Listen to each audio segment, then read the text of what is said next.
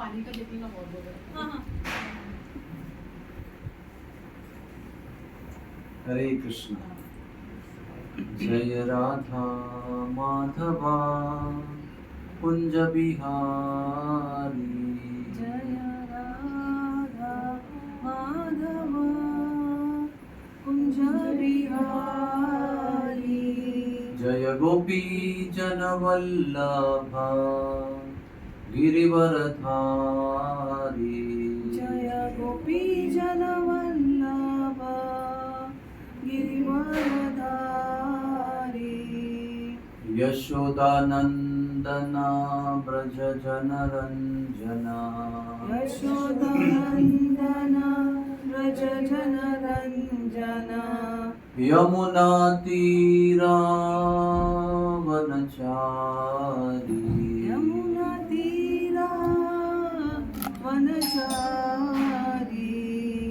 जय राधा माधवा कुंज बिहारी। जय राधा माधवा कुंज बिहारी।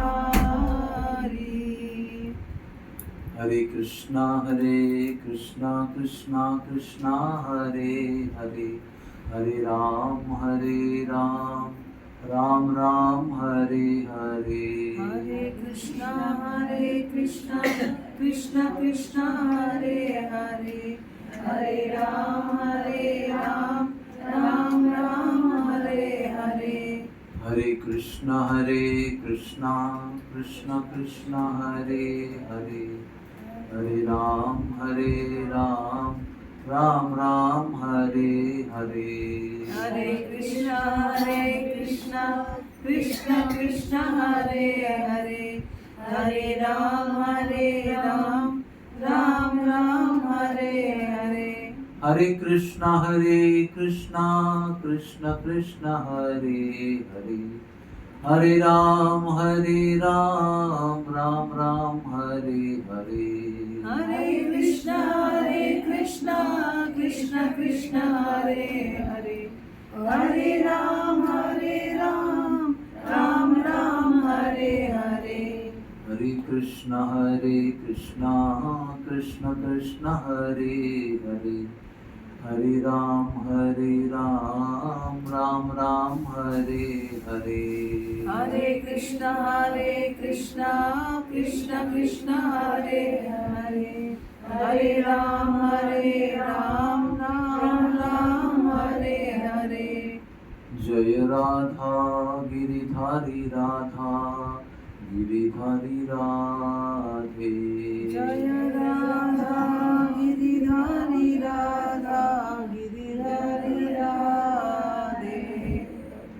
जय प्रभुपादा जय प्रभुपादा, प्रभुपादा जय प्रभुपादा। जय प्रभुपादा जय प्रभुपादा, प्रभुपादा जय प्रभुपादा। श्री श्री राधा गिरिधारी भगवान की जय। श्रील प्रभुपाद की जय। ओम नमो भगवते वासुदेवाय। बोलिए ओम नमो भगवते वासुदेवाय। ओम नमो भगवते वासुदेवाय। ओम नमो भगवते वासुदेवाय। ओम नमो भगवते वासुदेवाय। ओम नमो भगवते वासुदेवाय। हरे कृष्णा कृष्णा हरे कृष्णा कृष्ण कृष्ण हरे हरे, कृष्णा कृष्णा हरे हरे। हरे राम हरे राम राम राम हरे हरे। राम राम हरे हरे। हरे कृष्णा। हरे कृष्ण। तो अपने पास कितना समय है बोलने के लिए? आपके पास कितना समय है? बहुत है, कोई बात नहीं, आप बोलेंगे उतना हम बोलेंगे उतना। जय हो। ओम अज्ञानतिमिरान्धस्य ज्ञानाञ्जनशलाकया चक्षुरुन्मीलितं येन तस्मै श्री गुरुवे नमः।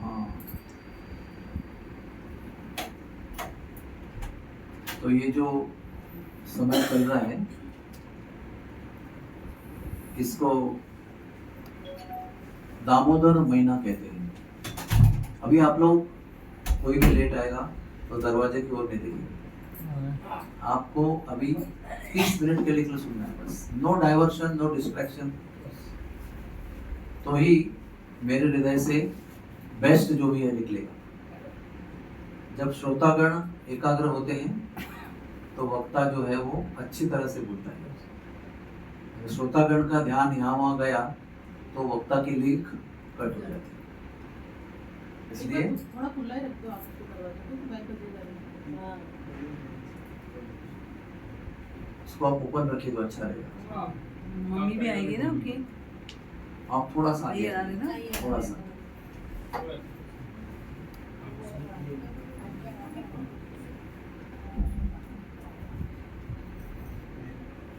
आपने भागवत का नाम सुना है? श्रीमद् भागवत। श्रीमद् भागवत आज भी इतना प्रसिद्ध क्यों है? क्योंकि उसमें जो सुनने वाले थे परीक्षित महाराज, वो 7 दिन और 7 रात बिना ब्रेक लिए सुनते रहे। हमारे लिए मुमकिन नहीं है, लेकिन ज्यादा दूर नहीं है, अभी कलयुग की शुरुआत की बात है। आज से 5000 साल की पहले की बात है। तो द्वापर युग के लोग थे तो वो बहुत एडवांस लोग थे। 7 दिन और 7 रात ना पानी पिया, ना ब्रेकफास्ट लिया, ना लंच ब्रेक लिया, ना डिनर ब्रेक लिया, ना सोने को गए। लगातार 168 घंटे सुनते रहे। इसलिए बोलने वाले भी थे, उनका नाम क्या था? शुकदेव। वो ऐसे राधा रानी के तोता थे वो पहले जन्म में।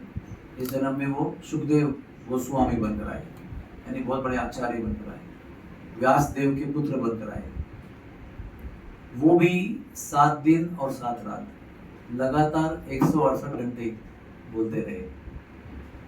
तो वो क्यों बोल पाए? क्योंकि सुनने वाले जो है ना वो इतने उत्साही थे। और ऐसा भी नहीं है कि 3 दिन हो गए तो खाना नहीं खाया, पानी नहीं पिया तो बेचारा थक गया, अभी उसका अटेंशन ठीक से नहीं लग रहा है, उसका ध्यान अभी बिकॉज ऑफ भोजन नहीं, कुछ नहीं, तो क्या कहते हैं ना, ग्लानी यानी थोड़ा सा बेहोश जैसा हो गया, गलित कातर हो गया। ऐसा भी नहीं। 3 दिन के बाद जब कृष्ण की कथा शुरू होती है तो वो छोटी छोटी बातें को पिकअप करके प्रश्न पूछ रही है, ऐसा क्यों, ऐसा क्यों हुआ? तो सुखदेव जी जो बोल रहे हैं वो कहते हैं अभिनंदन, आपका कॉन्ग्रेचुलेशन है आपके लिए, क्योंकि आप इतने दिन के बाद भी ठीक से सुन रहे हो और प्रश्न भी पूछ रहे हो, आपका अभिनंदन है। यानी 3 दिन के बाद में जिसको थकना चाहिए वो बिना थके उसका उत्साह और बढ़ जा रहा है। आश्चर्य की बात है ना। तो सुखदेव जी जो बोलने वाले हैं वो बार बार भागवत में परीक्षित का अभिनंदन करते हैं, कॉन्ग्रेचुलेशंस, आप अभी भी सुन रहे हो, अभी भी सुन रहे हो। ये अगासुर का वध होने के बाद में 1 साल के बाद में कैसे वो गाल वालों ने घर पे जाके अपने माता पिता को बोला? वैसे तो रोज जाके बोलते हैं, इसमें 1 साल के बाद में क्यों बोला? ये प्रश्न सुनकर सुखदेव जी इतने प्रसन्न हो गए, इतनी बारीकी की बात जो है उसको पकड़ के बराबर सुना रहे। तो ये जो सुनना है ना वो इस समय पर बहुत ज्यादा इम्पोर्टेंट है, क्योंकि सुनने से ही आगे भक्ति हो सकती है। अगर आपको आज अगर पता है कि कृष्ण भगवान है, उसका कारण क्या है? आपने सुना है किसी से, आपकी माता ने सुनाया होगा, आपके अंकल ने सुनाया होगा, या कोई गुरु होंगे आपके, उन्होंने सुनाया होगा। बिना सुने आपको कुछ पता चला गया। अब ये घर पे कैसे पहुंचे आप? आपको बताया इन्होंने कि ये मेरा पता है, इसलिए आप लोग यहाँ तक पहुंचे। आप लोग यहाँ तक पहुंचे, यही इसका प्रूफ है कि आपने सुना है। अगर आपका बच्चा मेडिकल में पढ़ रहा है, इसका मतलब आपने सुना है कि ऐसे ऐसे एग्जाम देनी पड़ती है नीट की, फिर उसका रैंक आता है, फिर उस रैंक के अनुसार इंटरव्यू होता है, फिर आपको चुनना होता है कि बम्बई जाए कि कलकत्ता जाए, कानपुर जाए, और फिर आपका बच्चा बम्बई में किसी कॉलेज में पढ़ता हुआ दिखाई पड़ेगा। इसका मतलब बहुत सारा सुन के बहुत सारा अमल किया है, उसका प्रैक्टिस किया है, उसको सुनकर खाली छोड़ नहीं दिया, उसको अप्लाई भी किया। इसलिए आज वो आपको बोलेगा सेकेंड ईयर में पढ़ रहा हूँ, बहुत कुछ सुना है पीछे, इसलिए वो आज आपको मेडिकल कॉलेज में दिखाई पड़ रहा है। ये जो कार्यक्रम हम कर रहे हैं दीपदान, जो इस महीने में करते हैं, इसको दामोदर मास कहते हैं। दामोदर मास का मतलब आश्विन पूर्णिमा से कार्तिक पूर्णिमा, आश्विन पूर्णिमा से कार्तिक पूर्णिमा, शरद पूर्णिमा से कार्तिक पूर्णिमा, ये जो कालावधि है इसको दामोदर मास कहते हैं। और इस मास में अगर कोई दीपदान करता है तो अनंत जन्मों के जो पाप पुण्य है वो नष्ट हो जाते हैं। तो ये हमने सुना है, इसलिए आज ये कार्यक्रम यहाँ हो रहा है। ये आज ये कार्यक्रम हो रहा है, इसका मतलब इसके बारे में सुना है पहले, इसलिए हम सब लोग यहाँ इकट्ठा हुए। भले 8 जन हो, लेकिन सुनकर आए हैं कि हमको आज कथा सुननी है और दीपदान करना है। तो श्रवण जो है ना, श्रवण, इसी से भक्ति का आरंभ होता है। फिर जो सुनते हैं उसके बारे में हम बोलते हैं, जो सुना हुआ है उसको दोहराते हैं, और जब सुनते हैं और दोहराते हैं तो क्या होता है, स्मरण होता है उसका। मैंने आपको बताया कि मीरा रोड यहाँ से 1 किलोमीटर दूर है, तो आप उनको बताएंगे कि मीरा रोड 1 किलोमीटर दूर है, फिर वो उनको बताएंगे। तो आपने सुना और उनको बोला, इसके बाद में आप कभी भूलेंगे नहीं। केवल सुना और छोड़ दिया तो भूल सकते हैं, लेकिन सुन के आपने किसी को बोल दिया तो उसका क्या होगा, स्मरण होगा। यही सिंपल फॉर्मूला है भक्ति का। फॉर्मूला कुछ कॉम्प्लिकेटेड नहीं है। आपको सुनना है भगवान के विषय में, दूसरों को बताना है और उसका स्मरण करना है। तो कैसे स्मरण करना है, चाहे आप रोटी बना रहे हो, सब्जी बना रहे हो, दाल बना रहे हो, या ड्रेसिंग कर रहे हो, तो आप बोलते रहो और स्मरण करते रहो। जैसे अभी दीप्ति माता जी है, हाँ, उनके पास बालक है और बालिका वहाँ सो रही है, लेकिन अगर किचन में भोजन पे बनाती होगी तो ध्यान स्मरण जो है वो बालिका पर रहेगा। तो उठी तो नहीं, सो तो रही है ना, बार बार जाके देखेंगे सो रही है, तो दाल तो बन रही है लेकिन ध्यान किधर है, बेटी के ऊपर। और एक एग्जांपल कि आप अभी उत्सव है कोई और आपको भगवान के लिए कुछ बनाना है, खीर बनानी है, पकौड़े बनाने हैं, पुलाव बनाना है, तो आप जब बनाओगे या खरीदोगे सामान तो भी क्या सोचोगे, भगवान के लिए खीर बनानी है, इसलिए मुझे चावल चाहिए, मेवा चाहिए, केसर चाहिए, शुगर चाहिए, इलायची चाहिए, दूध चाहिए। तो चिंतन क्या होगा, भगवान के लिए खीर बनानी है। और जब यहाँ का सब सामान इकट्ठा किया और आप बनाने लगेंगे तो क्या मन में आएगा, भगवान के लिए बना रहे हैं, अच्छा बनना चाहिए, तो भगवान के ध्यान से बनाएंगे। खाना सब लोग बनाते हैं, लेकिन हो सकता है कोई हस्बैंड के लिए बनाए, हो सकता है कोई बच्चों के लिए बनाए, टिफिन सुबह सुबह जल्दी जल्दी, या दोनों को बनाते हुए भगवान के लिए बनाए, उनको भोग लगाए, नैवेद्य करें, प्रसाद उनको पैक करके भेज दें। 2 in 1 हो गया ना। भगवान के लिए भी बना रहे हैं, उनको नैवेद्य किया, तुलसी रखे, घंटी बजाई, फिर टिफिन भरा, हस्बैंड के लिए, बच्चों के लिए भेज दिया। इसी प्रकार से भक्ति होती है। भक्ति इसका मतलब ये नहीं कि आपने 50 शास्त्र पढ़ लिए, आपको बहुत सारे श्लोक याद है, आप बड़ा अच्छा प्रवचन करते हो, लेकिन मन में कुछ और लड्डू फूट रहे हैं, हो सकता है ना।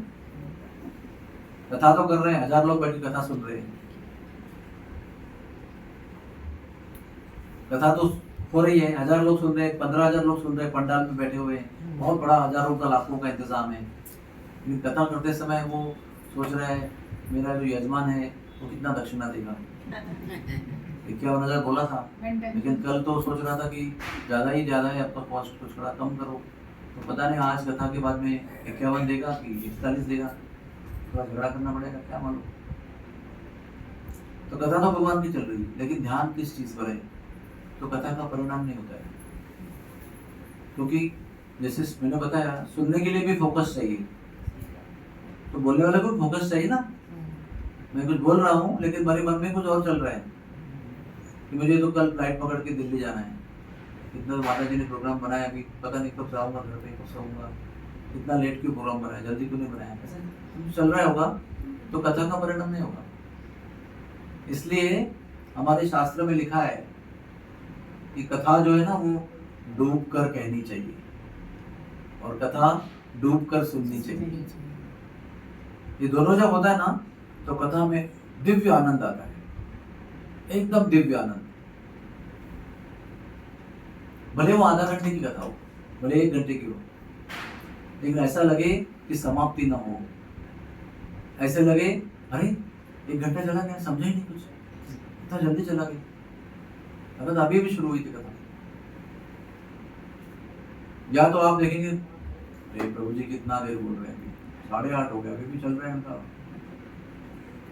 हमको ट्रेन पकड़ के घर पे भी जाना है, प्रसाद कब खाएंगे, इसका उन्हें डिनर है, पता नहीं कब फ्री करेंगे मुझे। ये भी कह के आप सुन सकते हो, या आपको पता नहीं चलेगा कितना समय हो गया, और जब बंद हो जाएगा तो आपको लगेगा बंद क्यों हुआ, थोड़ा और चलना चाहिएगा, चलते रहना चाहिए था। दोनों में अंतर है ना, ऐसा है। और यही हमारे जीवन का बहुत सिंपल सा सीक्रेट है, बड़ा सीक्रेट नहीं है। हम लोग कुछ बड़ा कुछ नहीं कर रहे, बट सिंपल चीज जो है वो ध्यान से कर रहे हैं, सिंपल चीज है ध्यान से कर रहे हैं, भगवान उससे प्रसन्न हो जाते हैं। मोस्ट इंपॉर्टेंट बात वो है। तो आज मैं आपको छोटी सी कहानी बताऊंगा, उसका सार एक ही होगा कि भक्तों के जीवन में भी चिंता होती है, लेकिन वो चिंता से होपलेस नहीं बनते, क्योंकि उनकी चिंता भगवान से संबंधित होती है। जैसे जब आप खीर बना रहे हो तो आपको चिंता है कि खीर अच्छी बनेगी कि नहीं बनेगी, वो जलनी नहीं चाहिए, देखते लग तो नहीं रही है, ये ध्यान देके देखना पड़ेगा, लग तो नहीं, भू तो नहीं आ रही है, ज्यादा पतला तो नहीं हो गया ना, एकदम गाढ़ा तो नहीं हो गया, थोड़ा बीच में बराबर से होना चाहिए। ये भी एक प्रकार की एंग्जाइटी है, लेकिन ये एंग्जाइटी भगवान के लिए है। मंदिर में प्रवचन है, 8 बजे है और इधर ही 7:45 बज गए, मुझको रिक्शा कब मिलेगी, मैं कब जाऊंगी मेरा और मंदिर में, शायद पहले 10 मिनट चले जाएंगे मेरे, वो भी एंग्जाइटी है, लेकिन वो भगवान के विषय में। नहीं तो कोई गर्लफ्रेंड बॉयफ्रेंड को मिलने जा रही है, बोले मैं लेट हो गया, अभी मैं जा रही हूँ बात थी, तो वो डिफरेंट एंग्जाइटी है। वो एंग्जाइटी भगवान के पास लेके जाने वाली एंग्जाइटी नहीं है। हम लोगों को देखना यह है कि एंग्जाइटी होना बुरा नहीं है, एंग्जाइटी किसके लिए है वो इम्पोर्टेंट है। अभी आपको मैं एग्जाम्पल देता हूँ। जब विष्णु के नाभि से कमल निकला और ब्रह्मा जी का जन्म हुआ, तो उसमें जस्ट प्रलय काल चल रहा था, पहले वाले युग का। और प्रलय काल में जल इतना था, इतना लहरें थी कि ब्रह्मा जी जन्म लिया और देखा तो डर गए ब्रह्मा जी, घर में कैसे सेवा करूंगा भगवान की, तो इतनी बहुत जल उछल रहा है, एंग्जाइटी हो गई। तो भगवान ने उनको दर्शन दिया, उनको शांत कर दिया। वो जल ऐसा ही था, बहुत ज्यादा तूफान, आंधी, लहरें, ऐसा। अभी हम लोग को बॉम्बे में परसों फ्लड आया था, 19 अगस्त को 19 अगस्त को फ्लड आया था ना, कितनी हालत खराब थी। कोई दादर में अटका है, कोई माटुंगा में अटका है, कोई अंधेरी में अटका है। घर में लोगों को एंग्जाइटी, उनको भी एंग्जाइटी, पहुंचेंगे कि नहीं पहुंचेंगे। लेकिन वो कितना जल था पता है आपको, खाली कमर तक था। प्रलय काल में पता है कितना पानी होता है, 1000 किलोमीटर पृथ्वी के ऊपर तक पानी जमा हुआ है। हमारा पानी केवल 4 फीट है, तो 4 फीट पानी में हम लोग इतना टेंशन में। प्रलय काल में पृथ्वी के ऊपर, जमीन के ऊपर, ऊपर की तरफ 1000 किलोमीटर तक पानी होता है। सारी सृष्टि की अंत हो जाता है, वो चलता है बहुत दिन तक बारिश। उसके बाद में जब समाप्त होता है तो फिर सूर्य आता है और साथ पानी को सुखा देता है। फिर नए ब्रह्मा जी आते हैं और नई सृष्टि करते हैं। अभी वो समय चल रहा है, तो ब्रह्मा जी को आया टेंशन, मैं भी ऐसे काम कैसे करूँगा। तो भगवान ने दर्शन दिया, उनका चिंता दूर कर दिया, डोंट वरी, ये पानी शांत हो जाएगा। तो उनके कहने से शांत हो गया पानी। फिर उन्होंने सृष्टि करना शुरू किया, यानी लोक बनाए, अलग अलग लोक, स्वर्ग लोक, पृथ्वी लोक, नीचे के लोग। फिर उसके अंदर हम लोगों को बनाया, मनुष्य जाति, कीटक जाति, पक्षी जाति, सबको बनाया। तो ये एंग्जाइटी अच्छी क्यों है? क्योंकि वो भगवान की सेवा कैसी होगी उसके बारे में चिंतित थे। वो मेरी वाइफ का क्या होगा, मेरे बच्चों को क्या, वो चिंता नहीं थी उनको, क्योंकि अभी वो अकेले ही हैं, वो भगवान की सेवा के लिए खाली आए हैं वो। और दूसरा एग्जाम्पल लेता हूँ, अर्जुन, पांडव और कौरव, उन्होंने तय कर लिया अभी युद्ध करना है, अभी तो कुछ जमता ही नहीं हमारा, कितना सारा सोल्यूशन निकाल, लेकिन कुछ भी दुर्योधन एक्सेप्ट नहीं कर रहे हैं, अभी युद्ध होना ही होना है। तो अर्जुन भी बोले ठीक है अभी युद्ध हो करेंगे हम लोग। तो क्या हुआ, पूरा वर्ल्ड था ना, वर्ल्ड वो दो पार्टी में डिवाइड हो गया, या तो आप कौरव की पार्टी में हो या तो पांडव की पार्टी में। तीसरा कोई नहीं है, दो ही व्यक्ति थे जो कोई पार्टी में नहीं थे, एक बलराम जी जो तीर्थ यात्रा में चले गए और एक विदुर जी जो तीर्थ यात्रा में चले गए, लेकिन वो कोई राज्य नहीं था, वो अकेले थे, दो व्यक्ति चले गए, लेकिन पूरा वर्ल्ड जो है ना वो डिवाइड हो गया। 11 and 7, हाँ बाकी वो गणित भूल जाइए आप। 11 जो था वो कौरवों के पक्ष में और 7 जो है वो इनके पक्ष में। तो करोड़ों सैनिक है, लेकिन प्रोपोर्शन 7-11 का है। और सब तैयारी है, सबको पता है कौन किसके पक्ष में है, किसको किसको पॉलिटिकली यहाँ पर डालना है, सब हो गया।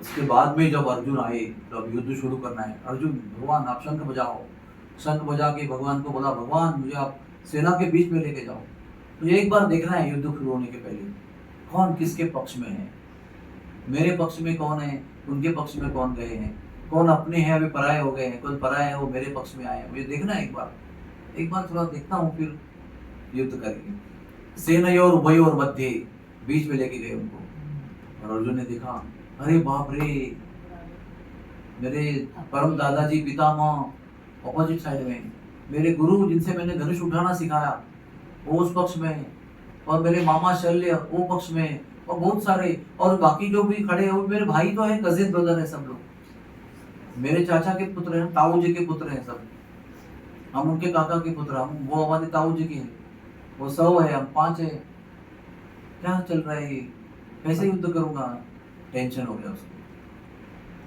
बहुत कुछ बोला, ये सही नहीं है, ऐसा नहीं है, वैसा नहीं है, मैं युद्ध नहीं करूंगा, मैं भीख मांगूंगा, मैं भिक्षा मांग के पात्र लेके संन्यास ले लूंगा, लेकिन मैं ये नहीं करूंगा, मुझे ये नहीं होना चाहिए, ऐसा नहीं होना चाहिए। बहुत देर चिंता में बोलता रहा। फिर एक बार ऐसा क्षण आया, बहुत सारा बोलने के बाद कोई बोलने के लिए बचा ही नहीं, लेकिन फिर भी क्लियर नहीं मन में क्या करना है, करो कि नहीं करो। तो भगवान के लिए अपना शरणागति आश्रय ले लिया, बोले भगवान अभी मैंने बहुत बोला, लेकिन कुछ समझ में नहीं आ रहा है मुझे, इतना बोलने के बाद भी मुझे डिसीजन नहीं हो रहा है कि मैं करूँ क्या। अभी एक काम करो भगवान, अभी दोस्ती वोस्ती छोड़ दो, मैं आपका शिष्य हूँ, मैं आप मेरे गुरु हैं, आप मुझे स्वीकार करो, मुझे गाइड करो, मुझे समझ में नहीं आ रहा है कुछ, क्या करूँ मैं, इतना एंग्जाइटी है। और कैसा है, लाइफ का सबसे बड़ा वॉर है उनका, जैसे कैसे बोलते हैं एमबीबीएस की फाइनल एग्जाम है, फर्स्ट एमबीबीएस हो गया, वो सेकंड एमबीबीएस भी हो गया, तर गए, अभी यूनिवर्सिटी की फाइनल एग्जाम है, अभी इसके बाद में डॉक्टर बनूंगा कि नहीं बनूंगा ये तय होने वाला है, तो कितना पढ़ाई करेंगे हम, लास्ट बड़ी एग्जाम है। आज भी हमारे हम लोग, हमको भी एमबीबीएस पास हो गए 40 साल हो गए, लेकिन आज भी लोग हमारे डॉक्टर कहते हैं कि एमबीबीएस का एग्जाम सबसे टफ था सारे एग्जाम में। वैसे उसका बहुत सारे वॉर उसने जीत लिए थे, बहुत सारा युद्ध जीत लिया था, लेकिन ये महाभारत का युद्ध था, इसमें पूरा वर्ल्ड डिवाइड हो गया है, छोटा मोटा हमारा आपका ऐसा नहीं, पूरा वर्ल्ड 2 टाइप में है, और जो जीतेगा वो वर्ल्ड पे राज करेगा।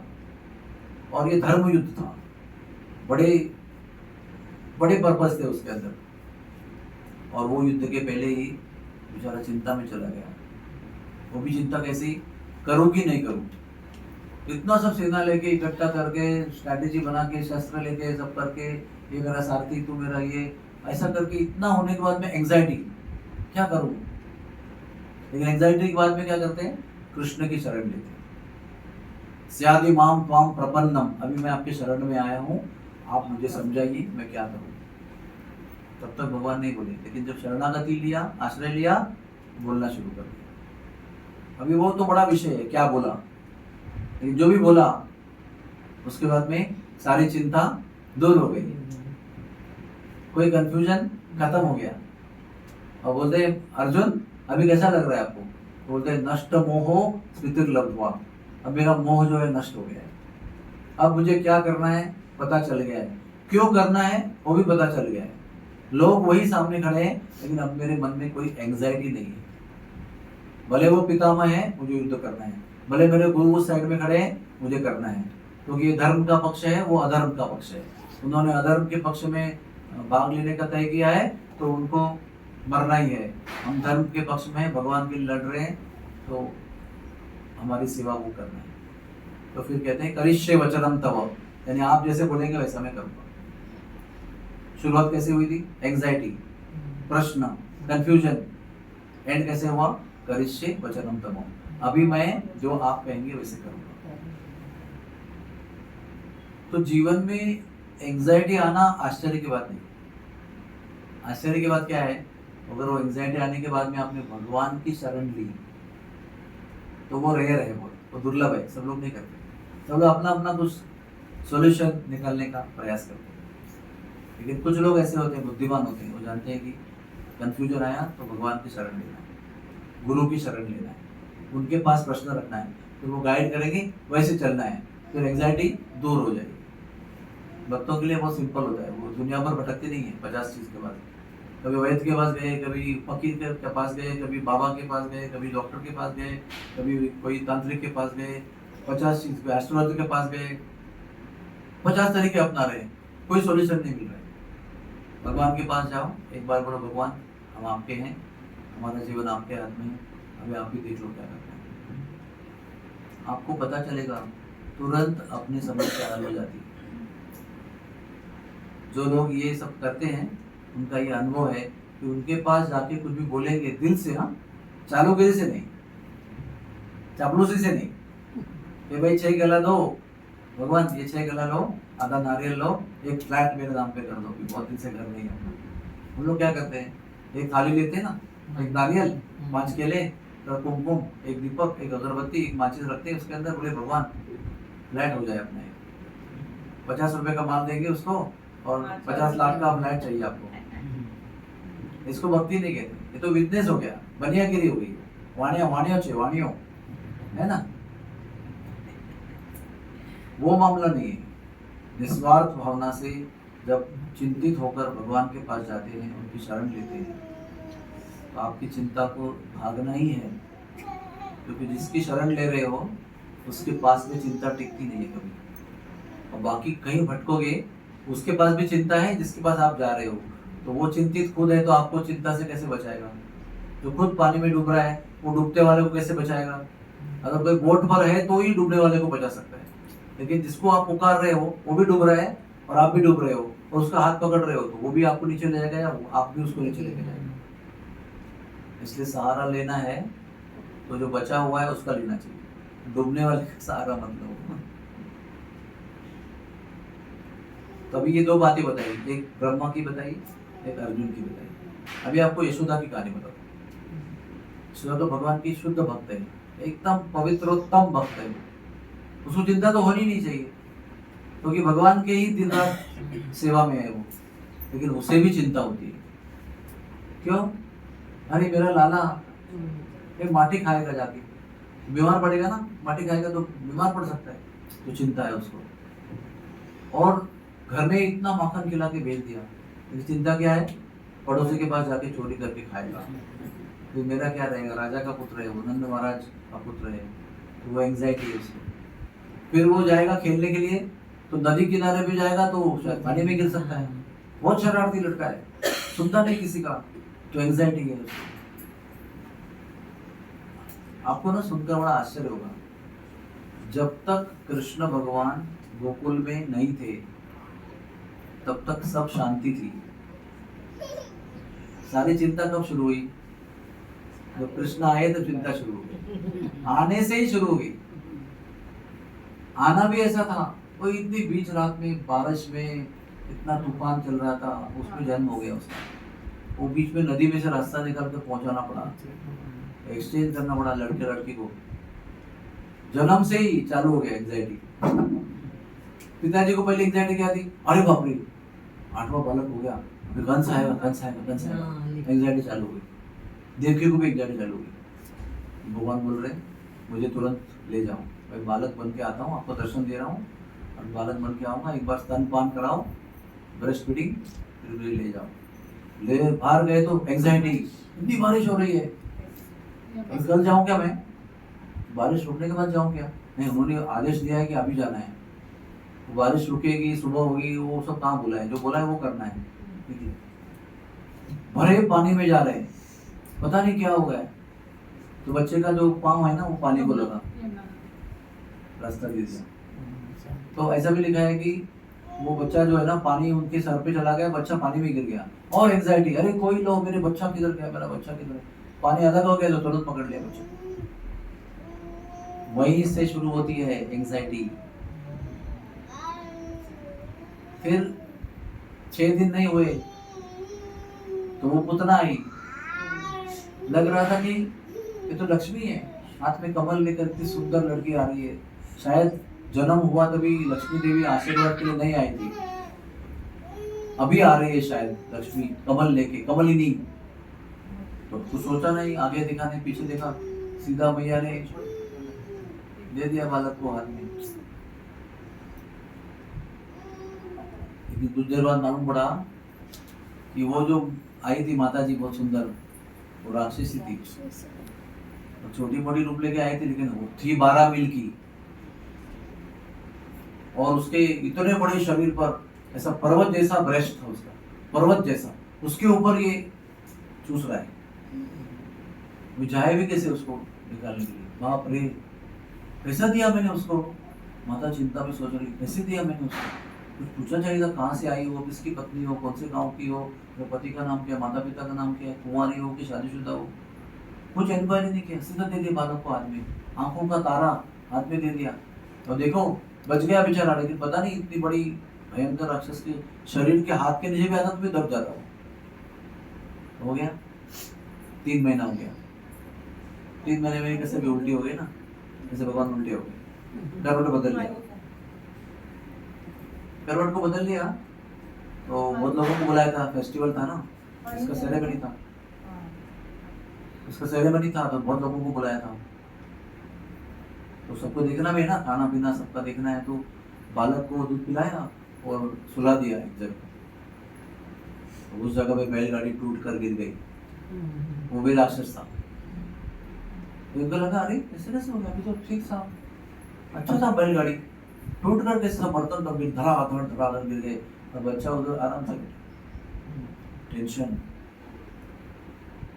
1 साल हो गया, फर्स्ट बर्थडे है कृष्ण का, बहुत बड़ी पार्टी है, बहुत ब्राह्मणों को बुलाया है, सब मेहमानों को, गाँव वालों को, सबको बुलाया है, बहुत बड़ा भोजन बनाया, ब्राह्मण लोग श्लोक बोल रहे हैं, पूजा कर रहे हैं, आरती कर रहे हैं। उतने में तूफान आया, क्या कहते हैं उसको, बवंडर, चक्री बादल बोलते हैं उसको, गोल घूमता है वो ऐसे ऐसे, ऐसा राक्षस रूप लेके आया बवंडर का कि सब जगह धूल हो गई। इधर देख रहे माता जी को दिखाई नहीं पड़ रहा है, कुछ भी दिखाई नहीं पड़ रहा है। अचानक बालक एकदम हैवी हो गया, तो उसको गोद में से नीचे उतार दिया, इतना हैवी हो गया कि पर्वत समान हो गया, तो गोद है ना जो दर्द होने लगी, तो उसको नीचे रखा, नीचे रखते ही वो जो बवंडर था ना वो उठा के ले गया बालक, आकाश में लेके गया पूरा, जो उधर से ऊपर से फेंकेगा तो बालक मर जाएगा। तो ऊपर जाके बालक ने क्या किया, उसका गला पकड़ा, अपने छोटे से हाथ से ऐसा गला पकड़ा, दबा दिया, तो राक्षस मर गया। और वो ऊपर से धाड़ करके जब गिरा तो उसके आवाज से मैया भाग के आई, क्या हो गया, क्या हो गया, बालक किधर है, बालक को तो यहाँ रखा था, बालक तो उधर है, उसके शरीर पे गले में बैठा हुआ है। अरे बच गया बेचारा, पता नहीं कैसे बेटा। हमारे विष्णु भगवान है ना, विष्णु भगवान, उनका पूजन किया था ना हम लोग ने, इससे बच गया बालक। वो बैलगाड़ी भी गिर गई ना, तो विष्णु की हमने शरण ली थी ना, तो विष्णु ने हमको बचाया। लेकिन वही विष्णु है इस भाई, हमको पता नहीं है, वो तो सोचते मेरा बालक है, और हम लोग विष्णु की पूजा करते हैं, तो विष्णु की शरण लिया ना, तो विष्णु सबको बचाते हैं। हमारे बच्चे को भी हमने अच्छे काम किए होंगे इसलिए बचाया। अभी ऐसे में बोलूँगा ना, आगे 88 कहानी है, ऐसे ही है सब। खेलने गया था तो बड़ा बगुला आया, वो निगल दिया उसको, निगल गया। तो बच्चे आके शाम को बताते हैं, भैया भैया हम लोग आज गाय चराने गए थे ना, एक बड़ा बगुला आया था, वो आकाश तक उसका सर था बादलों में, उसने चोंच खोला और हमारी लाला को निगल गया वो। फिर पता नहीं क्या हो गया, बाहर निकाल दिया, फिर लाला ने चोंच फाड़ के उसको मार दिया। भैया भैया सुना आपने आज क्या हुआ? जो बड़ा घोड़ा आया था, इतना बड़ा घोड़ा था, उसने बलराम जी को लात मारा तो बलराम जी कहाँ से कहाँ चले गए। फिर कृष्ण आए, फिर क्या किया? उसके मुंह में हाथ डाल दिया ऐसा। इतना तक हाथ पेट तक घुसा दिया और घोड़ा मर गया। उसका नाम केशी था, पहले का नाम बकासुर था, बगुला, चोट फाड़ के मारा। फिर मैया जानते हो आज भगवान ने मुरली बजाई तो अचानक ये बैल आया, बहुत बड़ा बैल, इतना भयंकर बैल था, उसकी सांस में से तूफान निकल रहा था, मानो पेड़ गिर रहे थे खाली सांस में से, उसकी पूंछ में से बादल हिल रहे थे, इतना बड़ा बैल। लाला ने उसके साथ युद्ध किया, उसका सींग उखाड़ दिया, उसके पेट में घुसा दिया, बैल को मार दिया। मैया सुन रही, बाप रे कितना एंग्जाइटी है मैया को। जिसको बाहर भेजना भी एंग्जाइटी है, घर रखना भी एंग्जाइटी है, पड़ोस में भेजना भी एंग्जाइटी है, पेट भर के खाना खिला के भेजेगा तो भी एंग्जाइटी है, क्योंकि जाके उधर चोरी करता है, मांग के खाता है। बोलती हूँ मैया अरे तू क्या चाहिए मेरे को बोल, मैं आपको देती हूँ, उधर जाके मत मांग। यहाँ से बोले इतना खाएगा, बोले मैया अभी तो गले तक आ गया है मक्खन, अभी नहीं खा सकता मैं। इसका मतलब क्या? 4 घंटा छुट्टी है ना अभी इसके आगे, लेकिन 2 मिनट में जाके वहाँ चोरी करके खाएगा। तो बाहर भेजने में भी एंग्जाइटी है, घर रखेंगे तो भी एंग्जाइटी है। घर रखेगा तो घर के मटके तोड़ के मक्खन चोरी करके खाता है, खिलाने पिलाने के बाद भी खाता है। जैसे भैया खिला रही है फिर भी चोरी करके खाता है, घर पे भी और बाहर भी। ऐसी भगवान की कहानियां हैं। वृंदावन में भगवान का प्रदेश है ना, भगवान का प्रदेश है। अभी तो भगवान वहाँ पर शरीर से नहीं है, आत्मा से है, लेकिन तब तो शरीर से भी थे, सबके सामने खेलते थे। लेकिन कितनी एंग्जाइटी थी पता है ना आपको? कभी कंस का आदमी आएगा, राक्षस बन के आएगा, हर दिन मारने का प्रयास करेगा, हर दिन टेंशन है आपको। समझो अभी हम लोग इतने लकी है, ऐसा आपने किसी को जन्म दिया क्या कि जिसके पीछे डाकू खून करने को पीछे पड़े उसके? ऐसे बालक को आपने जन्म दिया है, जन्म से ही उसको बहुत सारे डाकू आकर शूट करने का ट्राई कर रहे हैं, तो आपकी जिंदगी कैसे होगी? ऐसी यशोदा माता की जिंदगी थी, जन्म से ही कंस के राक्षस उसके पीछे पड़े। एक एक नाम लेते जाएंगे तो बड़ी लंबी लिस्ट है, एक एक करके रोज भेज रहे हैं कि भाई ये बालक को मार दिया जाए। उसके लिए शिफ्ट भी किया, गोकुल से नंदगांव चले गए उसी के लिए, लेकिन एंजाइटी खत्म नहीं हुई। फिर भी वह वृंदावन जाना क्यों चाहते हैं? अभी कंस बॉम्बे में आया था कभी? वो जहाँ जाएगा वहाँ आएगा, यानी कृष्ण ही चिंता का कारण है ना, जहाँ वो है वही चिंता है। आप सोच लो बराबर से, है ना? कलकत्ता, मुंबई, कानपुर में कंस गया था क्या? नहीं, कंस खुद को भी वहीं लेके जाता था और अपने राक्षस को भी वहीं भेजता था। जहाँ कृष्ण है वहां जाओ, उसको ढूंढ के निकालो, मारो उसको, वो मेरा काल है। लेकिन उस काल ने जिसको भी उसको भेजा सबका कल्याण कर दिया, सबका कल्याण कर दिया। जितने आए 1 वे टिकट लेकर आए, रिटर्न टिकट फेल हो गया सबका, गए और वही मर गए सब लोग। अब इसमें आपको समझना इतना ही है कि इतनी बड़ी एंग्जाइटी का कारण कृष्ण है, लेकिन यशोदा, नंद महाराज, फ्रेंड्स, गोपियां ऐसा बोले क्या? अरे सब टेंशन की जड़ तो ये है, इसको छोड़ के भागो कहीं तो भी, तो हम लोग फ्री हो जाएंगे टेंशन से। कोई छोड़ के गया क्या हमको? मैया बोली इसकी माता बनना बहुत कठिन है बाबा, इसको भेज दो वापस, मथुरा भेज दो मैया के पास, बस हो गया, हमारा काम नहीं है। इतना एंग्जाइटी कौन लेगा, इतना टेंशन कौन लेगा? लेकिन कहीं गया ना नजरों से दूर तो भी चिंतित होती थी, किधर गया किधर गया, शाम तक लौट के नहीं आया, सूरज अभी तक ऊपर क्यों है, सूरज नीचे क्यों नहीं आ रहा है, शाम कब होगी तब घर आएगा लौट के, तब मैं लाला का मुख देखूंगी मैं। जो सारी चिंता का कारण है उसको छोड़ नहीं पा रहे हो, क्योंकि उसके शरण में है, उसकी सेवा में है, इसलिए जितने भी संकट आए वो सब खत्म हो गए, जितने भी आए वो खत्म हो गए, लेकिन कृष्ण को कुछ नहीं हुआ। ये सबसे बड़ी बाधा है कथा में, सबसे बड़ी बाधा। ये घंटी बजी तो सबका ध्यान उधर, जिसका घंटी बजा उसको नहीं, जिसका नहीं बजा उसका भी ध्यान घंटी की, क्यों बज रहा है भाई, कौन है, क्या हुआ। तो लास्ट मेरी लाइन यही बताना है आपको कृष्ण के कारण अगर चिंता हो रही है तो कृष्ण को छोड़ के भागने से चिंता खत्म नहीं होती। कृष्ण के साथ ही रहना है, उसकी शरण में जाना है और वही आपकी चिंता को दूर करेगी। कहते हैं ना, जो चिंता देता है उसे वही चिंता का हरण कर लेता है। चिंता को सोचकर भागेंगे तो चिंता से मुक्त नहीं होंगे। चिंता होने पर चाहे उसके लिए कारण हो या उसके कारण नहीं हो, शरण उसके लिए नहीं है। भक्त लोग हमेशा खुश क्यों रहते हैं? क्या उनके जीवन में समस्या नहीं है? सबके जीवन में समस्या है, हर चीज के जीवन में। उल्टा कभी कभी लगता है भक्तों के जीवन में ज्यादा समस्या है बाकी लोग की तरह, लोग के सामने। लेकिन फिर भी वो लोग भगवान की भक्ति छोड़ते नहीं है। ऐसा नहीं बोलते अरे जब से इनका नाम जपना शुरू किया है ना संकट बढ़ गए हमारे।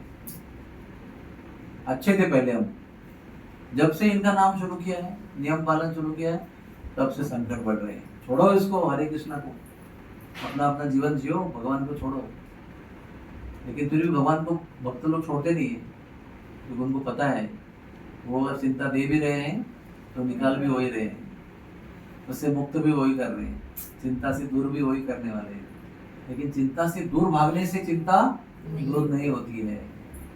चिंता का हरण करने वाले के पास गए तो चिंता हरण हो सकती है। खाली भागने से कोई प्रॉब्लम सॉल्व हो जाएगा?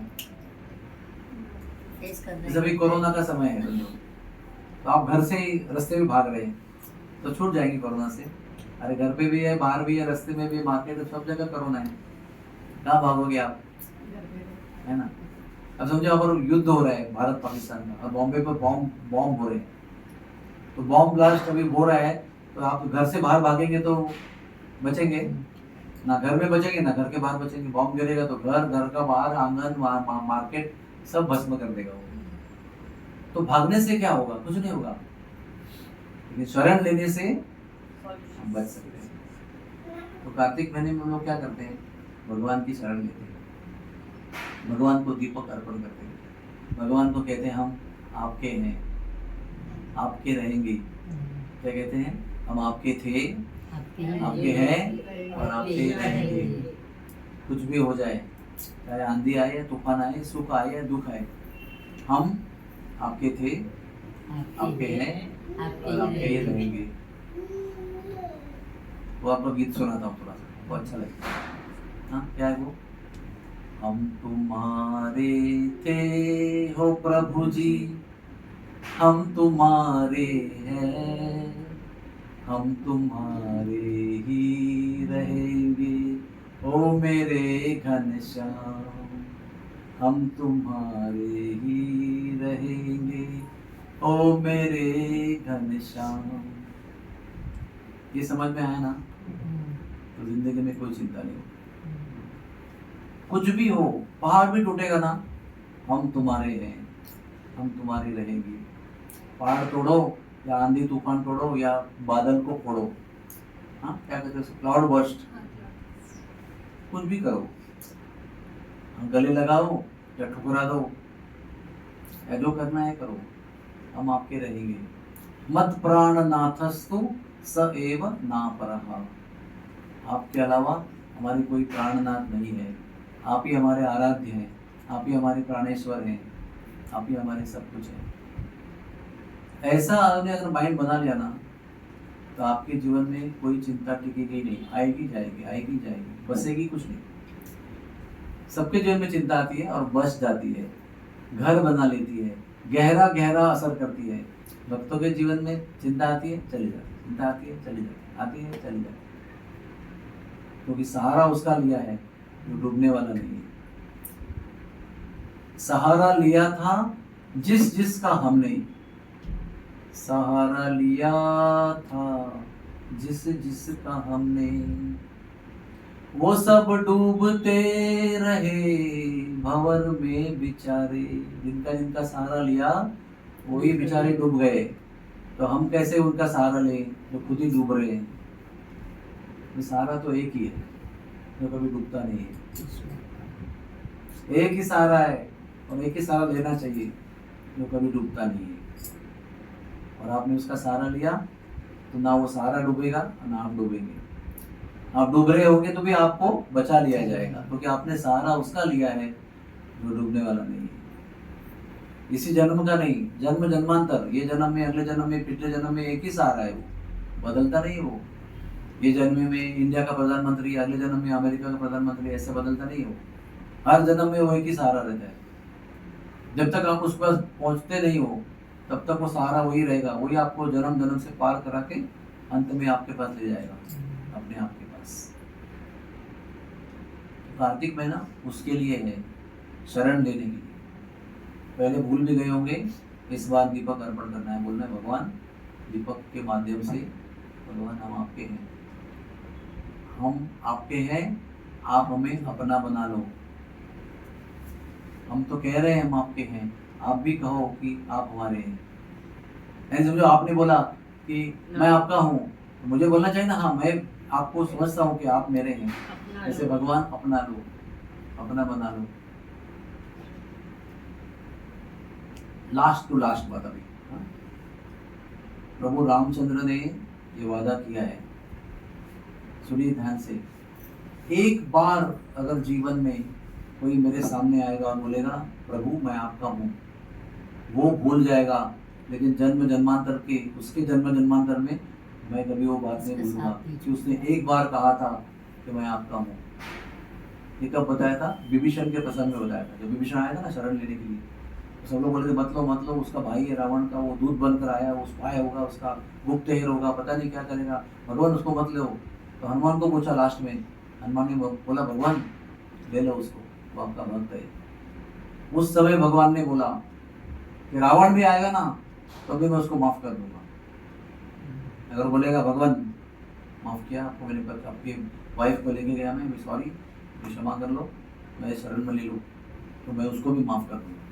तब भगवान ने ये वाक्य बताया है, प्रभु रामचंद्र ने, जो भी मेरा एक बार मेरे सामने खड़े होकर बोलेगा कि मैं आपका हूँ, आई एम योर्स, मैं आपका हूँ, मैं जिंदगी भर जब तक जीवन रहेगा, जब तक सृष्टि रहेगी, जब तक अनादिकाल तक मैं उसकी रक्षा करूंगा। वो मेरा उत्तरदायित्व है, वो मेरी जिम्मेदारी है कि उसने एक बार बोला है, बाद में वो खुद भूल जाएगा, लेकिन एक बार अगर दिल से बोला है तो मैं नहीं भूलूंगा उसको। तो आपको क्या चाहिए? और एक बार जाके बोलो कृष्ण को, राम को, भगवान को जाके एक बार बोलो मैं आपका हूँ, मैं आपकी हूँ, बस। उसके बाद में उनकी जिम्मेदारी है वो वादा निभाना।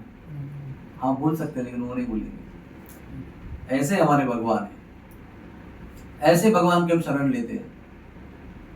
तो खुद डूबते उनका सहारा नहीं लेते।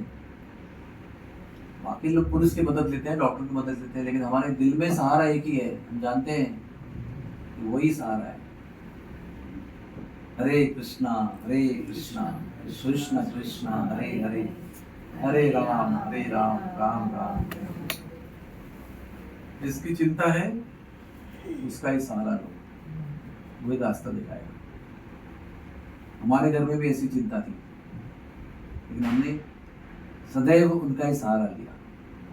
हर मुश्किल में से उन्होंने ही तारा 20 साल तक, और अभी भी तार रहे, क्योंकि हमने उनका जो चरण पकड़ा वो कभी छोड़ा ही नहीं। जिनका चरण पकड़ा वो हमको छोड़ेगी तो हमको संभालेंगे। इसलिए किसी भी प्रकार की आपत्ति आ जाए, किसी भी प्रकार की, बोले पहले ठीक थी, ये तो भयंकर है, वो भयंकर है नहीं है, ज्यादा भयंकर है, शरण उनकी लेनी है, उनका ही चरण और कस के पकड़ना है, बस। तो अभी उनका जिम्मेदारी है, हमने उनका चरण पकड़ लिया है, मैंने तो आपका चरण पकड़ लिया है, आप जो करना है करो। तो वो करना ही पड़ता है उनको। आधा फेथ नहीं, पूरी फेथ के साथ, पूरी निष्ठा के साथ पकड़ना है। आप ही हो, आप ही बचा सकते हो, आप ही कुछ करो, बराबर करेंगे। ठीक है, धन्यवाद बहुत बहुत। एक ही बार